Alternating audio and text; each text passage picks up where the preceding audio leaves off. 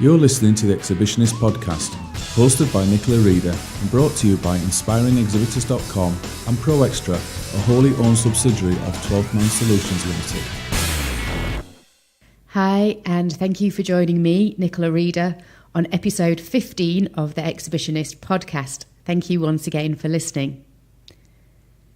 Very shortly, we'll be handing over to Pete Gillett of Zuant Mobile, who will be talking to us about all things lead capture and data, which, although might not sound the most exciting of topics, it is actually the whole reason that you're going to a trade show in the first place. So definitely crucial listening.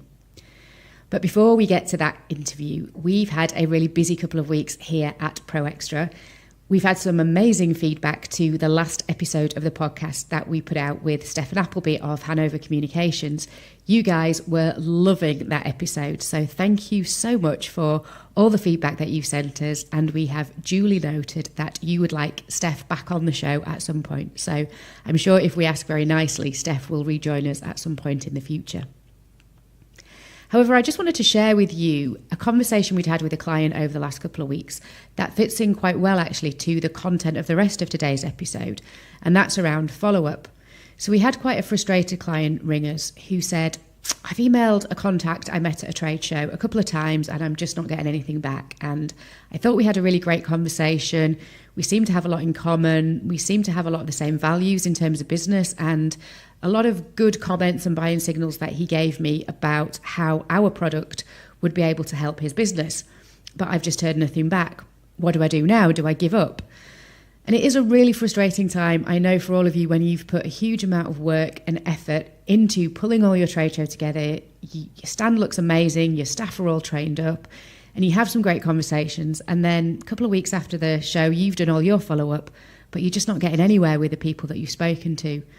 And it can be a long time. On average, the conversion to a sale after a trade show is between about 12 and 18 months. So if your expectation is that it's going to happen in the first couple of weeks, maybe just think about extending that expectation a little bit longer and giving yourself more time to be able to convert that sale. I guess the advice that we gave our client to think about was, how do you keep adding value? So on average, it's going to take about 7 contacts, research shows, before somebody really starts moving along that path to purchase and maybe agreeing a meeting with you or following up with some additional questions they need answering.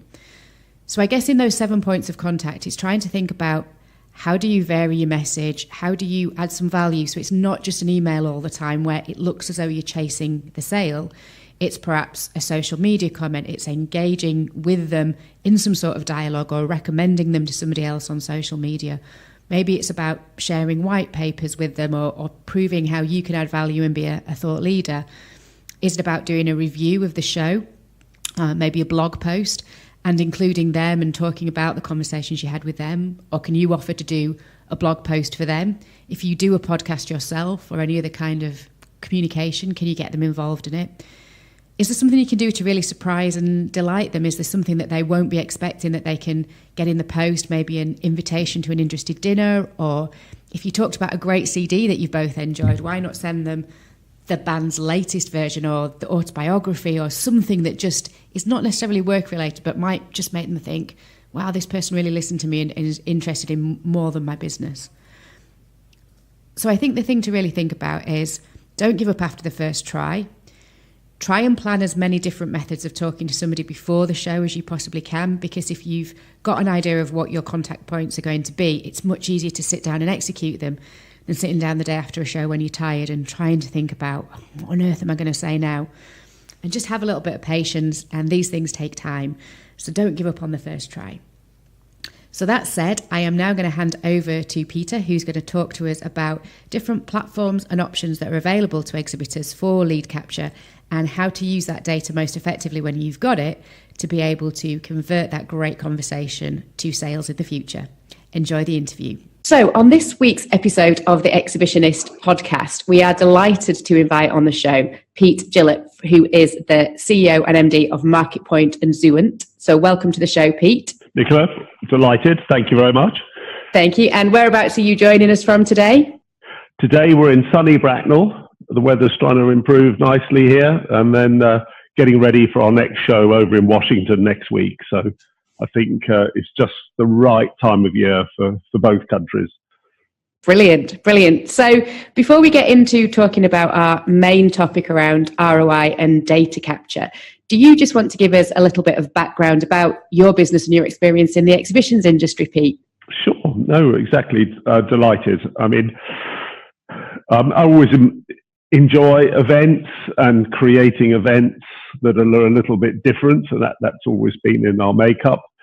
The background to all of this, though, was that Marketpoint is one company, and that started too long ago for me to recall, but a few decades ago as a database marketing specialist. And all I need to say is that, it was even before the days of PCs. So it was quite a new thing to talk about databases and so on. And that evolved. We picked up lots of American clients, which was lovely. They wanted European services, particularly in the response management side. So, the web didn't exist in those days. So we need to have information centers to receive information. And one aspect of that was taking leads from trade shows. And we soon got fed up with picking up or sending a courier in at the end of a show to pick up a big box of handwritten forms with some with business cards attached, others come detached and in different languages. And we had this terrible job of trying to put this jigsaw together and then send out leads to the salespeople to follow up. So that really was the trigger to say, well, there must be a better mousetrap for this little application. So we used our database and by then cloud-based skills to create a touchscreen laptop system, and clients found that really useful at shows because they could even have their CRM data loaded, so they could actually talk to people they recognize with a little bit of history and background. And of course, everything was digitized, so it at last got rid of pen and paper. And then we moved on to developing an app for Apple for iPads and iPhones back in 2010. And it really took off, particularly in a big way in the States. So that's our little sort of potted history of how, the two companies sit very nicely alongside each other. And it's interesting to hear you talk about pen and paper leads. We'll come on to talking later on about the different methods of data capture, but you still see it at trade shows these days where people kind of just do it manually, taking their contact details down and then still leave their big box of leads at the show. And that's it. They get thrown out by the stone contractors taking everything down, and that's your 3 days hard work gone. So fantastic that somebody like you has come into that space and provided us all with some solutions that mean hopefully that doesn't happen anymore. But let's start with the very basics. Why is data so important for exhibitors at trade shows? Well, as you say, Nicola, it's all about capturing leads and return on investment. And I'm always so surprised. It really hasn't changed that much. Particularly, I was going to say in the US, but some of the big shows like Bauma last week, huge construction fair. I think it's the biggest in the world, in Munich. Goodness, some of the stands or booths, as the Americans call them, have probably cost millions of dollars to put up. And it's not unusual. Another big one in the US is the HIMSS Healthcare IT show, which is an annual. And it's not unusual to get a 3-story stand built for 3 or 4 days of an exhibition. And it might even have a lift inside to get VIPs up to the top deck. I mean, it's just fabulous to see the investment and great fun to attend some of these shows and see these amazing designs. But having invested all that money, very few companies still do the proper return on investment analysis. So in a way, from our business point of view, well, that's great news because we've still got a huge problem to solve, which is good for us. Yeah, I think the statistic that's used quite widely in the industry is around between 13 and 15% of leads are followed up after shows, and yet over 50% of exhibitors will actually sell something to a visitor within 12 months. So you just think if some more of those leads were followed up, how much business could be exchanged from trade shows. And when people say they're just a waste of time, you never get anything from them, you think, well, how much effort have you actually put into following up those contacts that you made at a show? Yeah, no, absolutely. And just, to add to that, we've noticed that trade shows and exhibitions and events for companies have become really important again, just in recent years, because of the sort of digital revolution and everyone going onto the web and researching information before they even think of a shortlist. Shows now are almost the only place for that face-to-face contact and really getting to know your customers.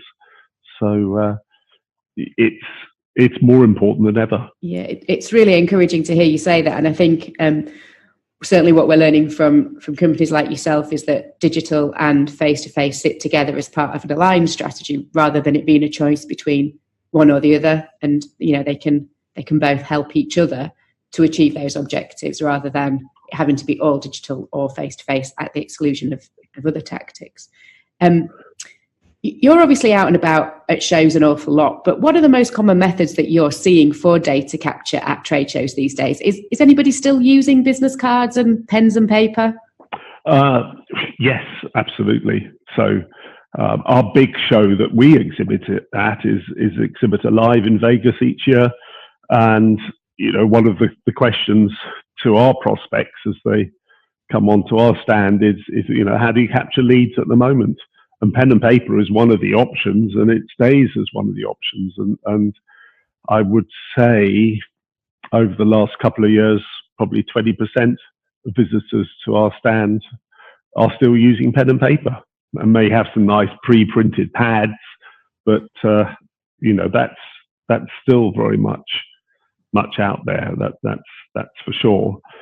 On the business card side, that's really important almost for all countries other than US, North America, because and once again, I don't know the reason for this, organizers outside the States don't tend to use barcodes on badges.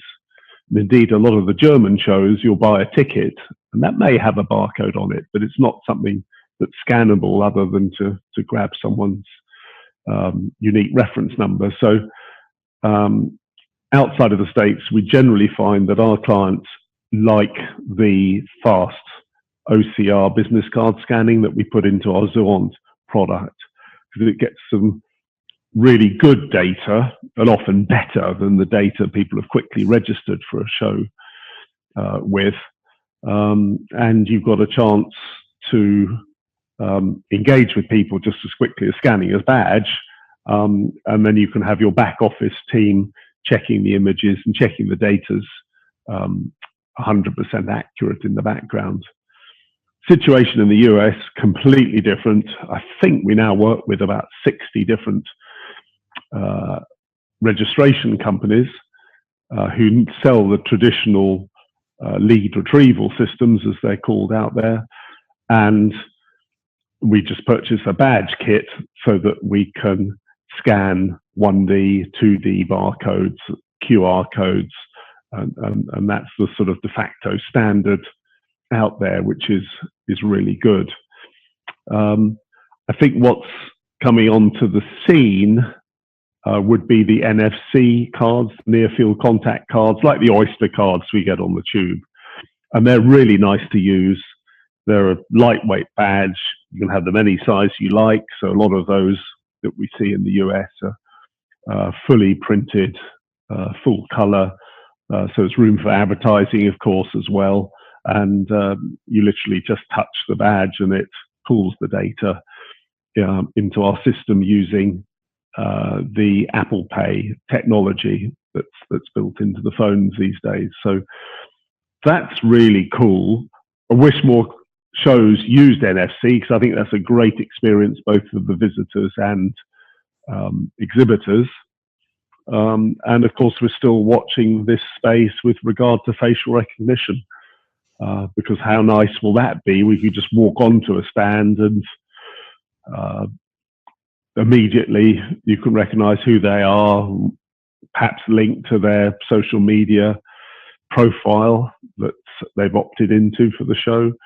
And off you go. You start a conversation without having to scan a badge or anything like that. So we're excited about that, and we'll be using that technology as soon as it's available. Brilliant. I love the idea of facial recognition, because I know myself, when we're at shows and you've got your badge on, it can be a little bit off-putting if you walk onto a stand and immediately an exhibitor's eyes just go down to look at your badge to try and work out whether you're important enough for them to speak to or not. And you can feel like actually you're not really interested in me. So if you've got all that information just from facial recognition, I think it's amazing.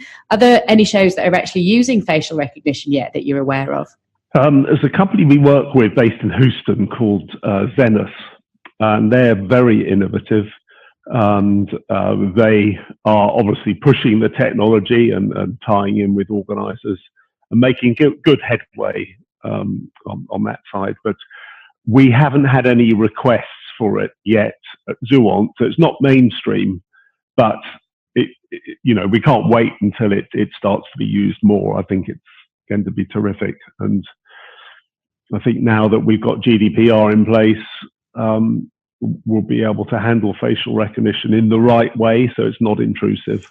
So there's a shout out right there to any event organisers listening, or any exhibitors actually who are interested in having a go with facial recognition. Why not get in touch and see if you can be the first? It would make an amazing case study for someone. So let's hear from you if you're interested in that. But you mentioned, Pete, GDPR, which is something that we get asked about all the time in terms of from workshops and clients, in terms of just keeping legal. So how is GDPR affecting data capture? And are there any rules that exhibitors should be aware of that they definitely shouldn't break? Yes, for sure.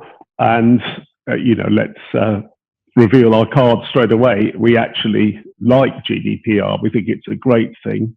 And you mention it to most people and their eyes roll back in their head and they think, oh, goodness, all the work we've got to do and so on and so forth. So we embraced it from the early days because I think it's a much better experience to be able to get people to opt in, not just to receive bombardment by email, but also nuanced so that you actually confirm how you would like to deal with any supplier company, and which channels and which languages and which products they have. It gives you endless varieties. So that's a really good thing. And we work with our clients to provide that effect with their client base. So I think the two things that we've noticed is that there's still a lot of misunderstandings about, as our main arena is the US, many American exhibitor companies believe it doesn't apply to them because it's something over here in Europe. But of course it does. So in fact, strictly by the regulations, you shouldn't use a lead retrieval device or just an ordinary scanner to scan an EU citizen in the US, because that's outside of those regulations. And therefore, if it's an international show, any exhibitor, even if the show is based in the States, should offer the whole GDPR sort of data skin, if you like, to their lead capture operations out there. So that's the one thing that there's still confusion about. The second thing would be, of course, GDPR's been about companies storing data, and often you just think of offices and regional offices and pulling that back into one customer view so you can do it. But there's not much discussion about how you manage that data on mobile devices that can be on or offline.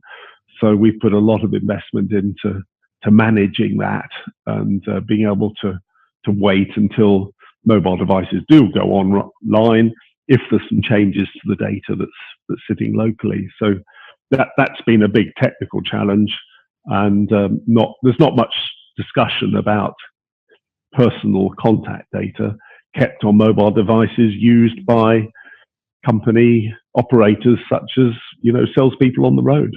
So those are two things to watch, I think. Interesting. And I think just going back to the first point of your answer there, exactly as you say, when you mention GDPR to people, you get that kind of eye rolling and people are trying to stop me from marketing to my customers. But actually, I think what you're saying is that where GDPR can help is it's filtering out those people who aren't engaged and don't want to be contacted. And actually, you're retaining the people who do really want to hear from you and ensuring that you can talk to them in a way that they want to be communicated with. So actually, maybe if you can flip it and see it as a benefit, and there may be fewer people that you can keep in touch with, but they're people that really want to hear from you, potentially that's more valuable to your business than having thousands of people who actually aren't that bothered about getting an email. Sure. No, totally agree. And, a good example is, when you're a visitor to a show, as we all are from time to time, and you go on to one stand where you are a significant customer. I go to some of the call center shows and IT shows and so on, and go and see some of our suppliers and partners, and there's nothing worse than, just by greeted by one of the show workers, and they have to go through that whole process. Well, who are you? What's your name? Do you use our products? And compare that with going onto a stand, being scanned. They've got your profile maybe on our Zuant app, and it says, customer, they use this product, interested in this and that, and immediately they can talk to you in a good way, and you just feel better, and you feel a much stronger partnership with companies like that.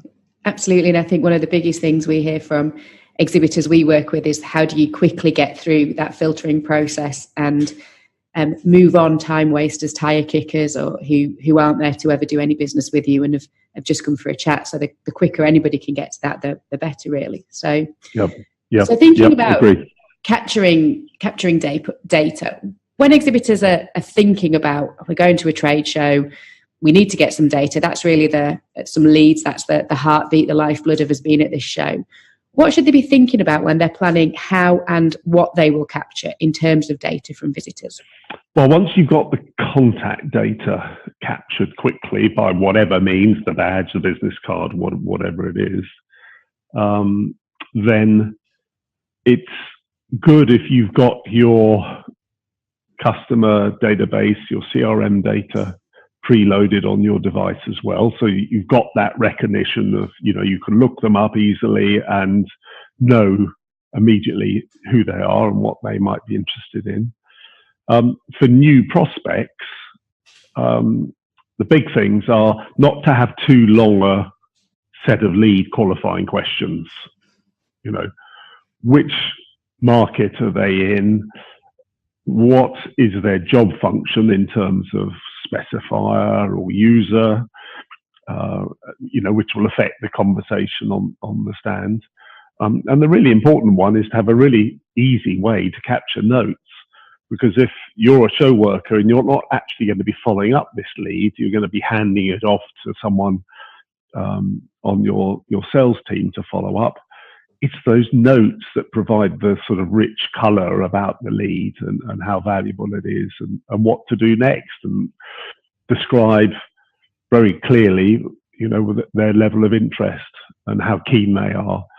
And that's where something like Siri, where you can just quickly dictate your notes as soon as someone's walking off the stand and it's still fresh in your mind. It's those notes that really help the guys follow up. Otherwise, they're normally used to receiving, some horrible spreadsheet, and you can't tell one person from the next who might have visited a show, a week or two ago. So those are our main tips, I think. I think that's a great tip about using Siri or any kind of recording app that you've got on your phone, just to, even if you are following up yourself, just to capture a few notes about the person and where you think that should go next and what you think the opportunities are, because it'll just just to listen to that in the days after a show and remind yourself of who people are. And even if you give yourself a little qualifier about they had a shirt with flamingos on, so at least you can because you'll have seen so many people, just remember who it is that you were talking about, and the conversation you had will help so much. So brilliant tip for anybody listening is try and get some recorded notes down as well if you can when somebody's left the stand. So again, something else that exhibitors talk to us about is the fact that they finish a show, they're really tired, they've been out of the office for 4, 5, 6 days, however long. You get back into the office first thing on a Monday morning and you've got a whole load of work to catch up on, and suddenly before you know it, it's 4 weeks since the show and you've not followed up with anybody, and actually that's the critical time. So what would you recommend that exhibitors should be doing in those first crucial days after a show to really make sure that they're using that data to the best effect that they can? Do nothing at all. So you should have everything running automatically by then in an ideal world. So if you've got one of the latest systems running, then your data each evening at least, even if not in real time, should be flowing into your CRM. The leads should be being distributed to your follow-up team. If you've got lead scoring maybe built into your, your lead form at the show, then the sales-ready leads can be pushed out to the salespeople to follow up really quickly, even while the show is running.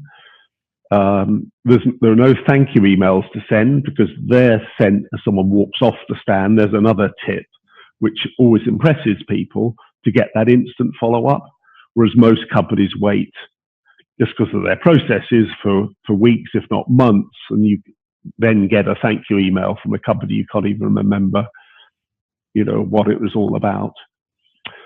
And if there are normally 3 main groups, aren't they, that you qualify out. The sales-ready leads, they've already gone in real time out to the salespeople, and they'll love you for that because they should all be really good leads. They don't have to weed through that long list.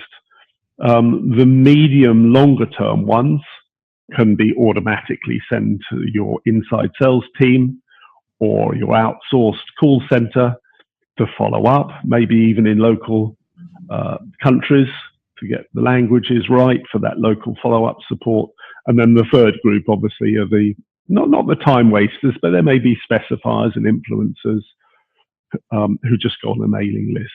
So if you cut your lead list into those 3 main chunks, it gives you that focus and allows you to get that all organized before the show. So there's absolutely nothing to do. You can just go and celebrate the volume of leads you've generated at the show, because now it's off to the other guys in your team to follow up. And I think there'll be many an exhibitor out there breathing a sigh of relief, thinking, wow, if I could get to the end of my trade show and have to do nothing, but be able to reap the benefits of everything we've put into the last 3 days, that would be just amazing. So it's fantastic for those big companies that have CRM systems already in place and they can use their data to feed into that. Are there any solutions out there for perhaps smaller companies or entrepreneurs, owner-operators of businesses? What can they do to try and achieve some of that automation efficiency, but maybe on a much lower budget? What other solutions are available to them? Well, it doesn't have to be expensive. That's the whole beauty of this. Lots of CRM systems out there. There's our own Marketpoint CRM, which is cloud-based. It's low cost per user for something really nice and easy. There are competitors like Pipedrive. That's getting quite a lot of traction. Another one would be Copper CRM. You've got the big boys now, Salesforce.com, where you're going to be paying perhaps double what some of these other companies provide. We have clients using Sugar, Zoho. There's some really good cloud-based CRM systems out there that shouldn't cost you an arm and a leg. And then our products like the Zuant app, actually used at the show, can plug straight into any of those.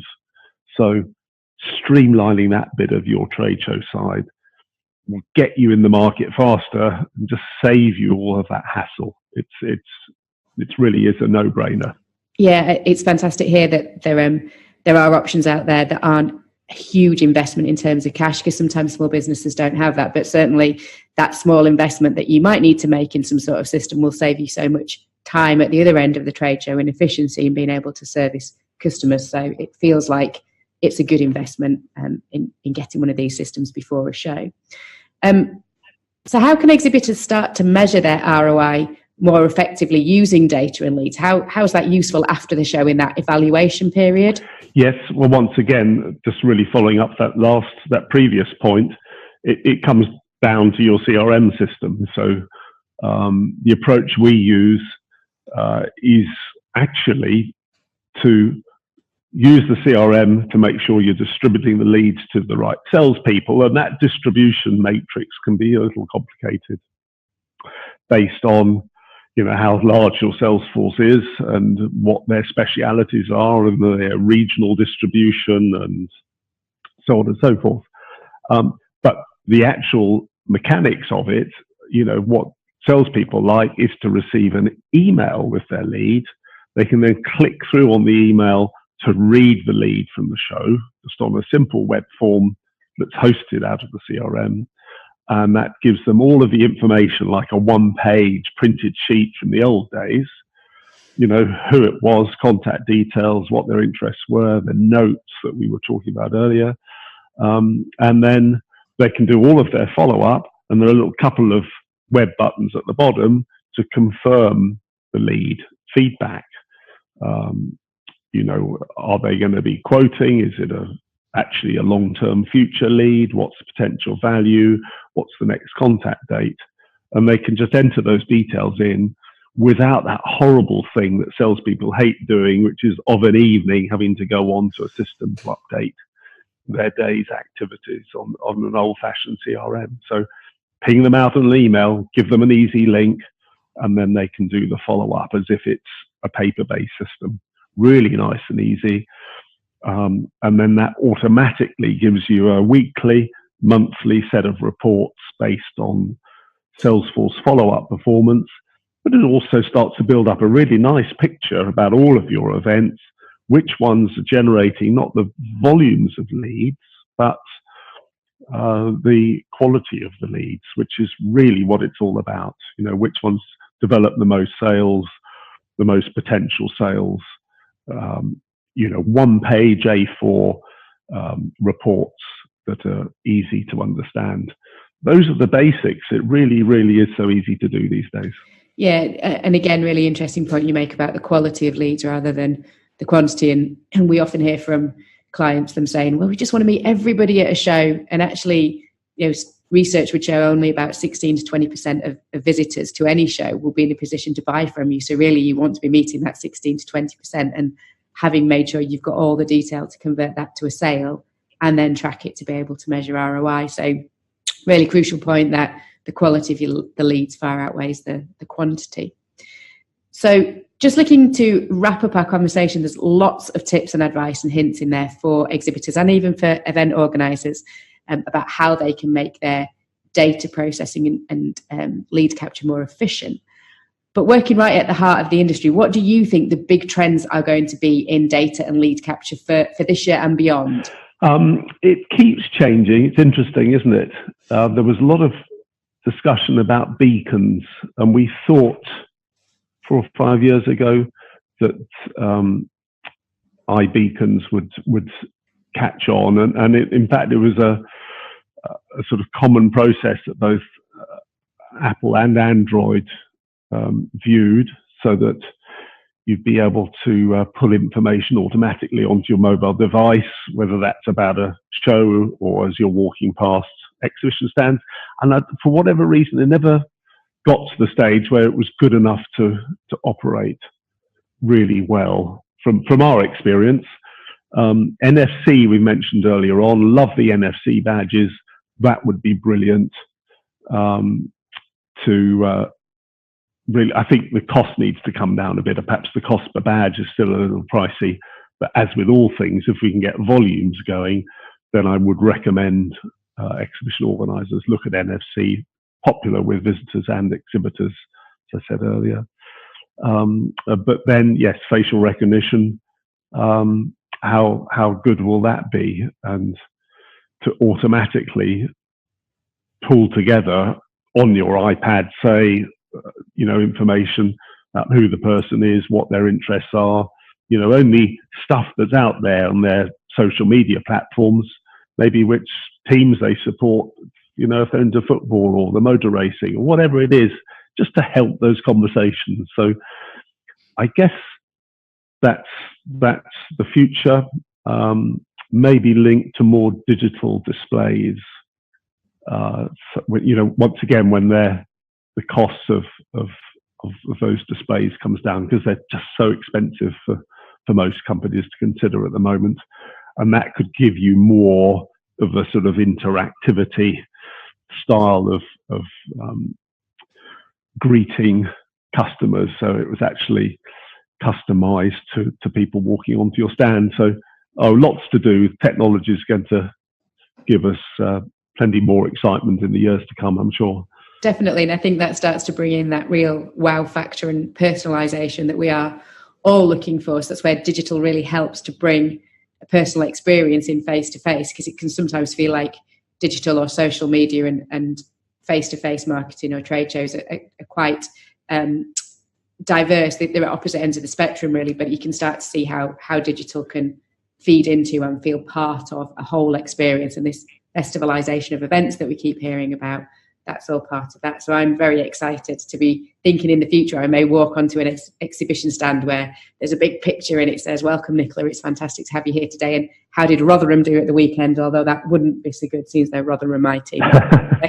Got relegated again. So there we go. Well, commiserations. Maybe you'd have a rain shower in the background. Who knows? But yeah, 4 games to go. We might still stay up, hopefully, in a few weeks. Yes, you'll make it. You'll make it.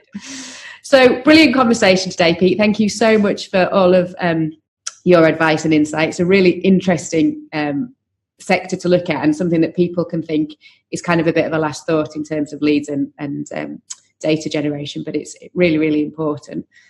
So who else in the industry do you think would make a great guest for the Exhibitionist podcast?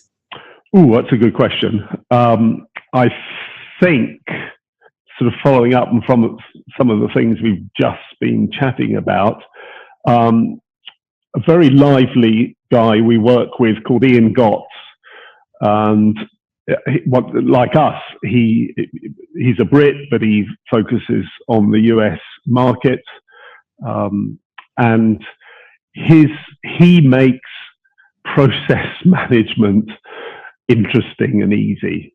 So his organization is called Elements.cloud, and it's just so relevant to events and trade show management, because for all the shows you attend, the event manager's job, you're just going through your checklists of things to put in place, including your lead capture, your lead follow-up and everything else. And he's got a really easy tool to allow you to put a process map together, which you can share with any people in your organization. In fact, go to Elements.cloud. It's a free service at a basic level, which might be really useful to people. And he's got some really interesting ideas about creating something called the one badge. So it'll be a carbon fiber badge you keep in your wallet, and which could be recognized by lots of exhibition organizers in future. So I think he'd be great to have, and really quite lively as a guest for you, Nicola.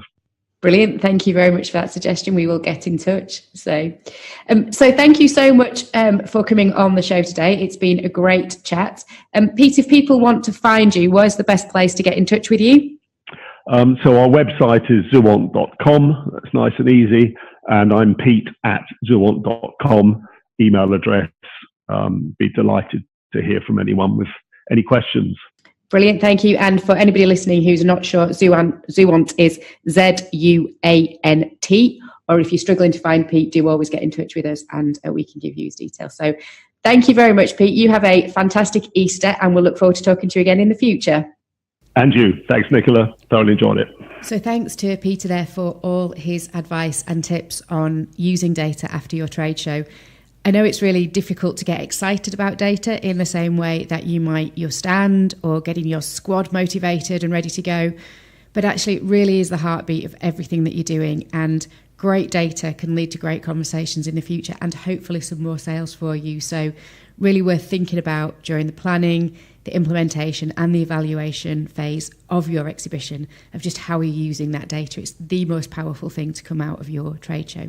So good luck with your data capture in the future.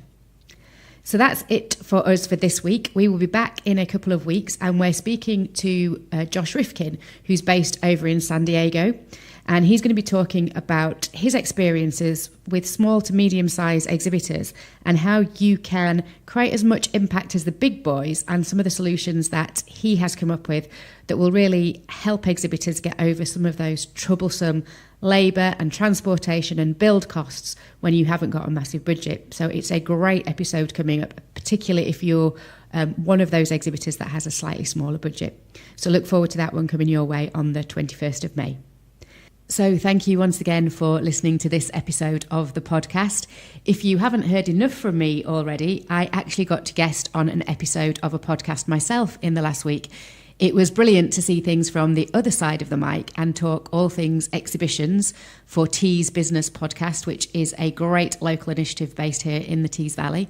So if you want to listen to what I had to say to help exhibitors with their campaigns, pop over to our website, www.inspiringexhibitors.com, and you'll be able to click on our podcast page and pick up a copy of that podcast with some great information.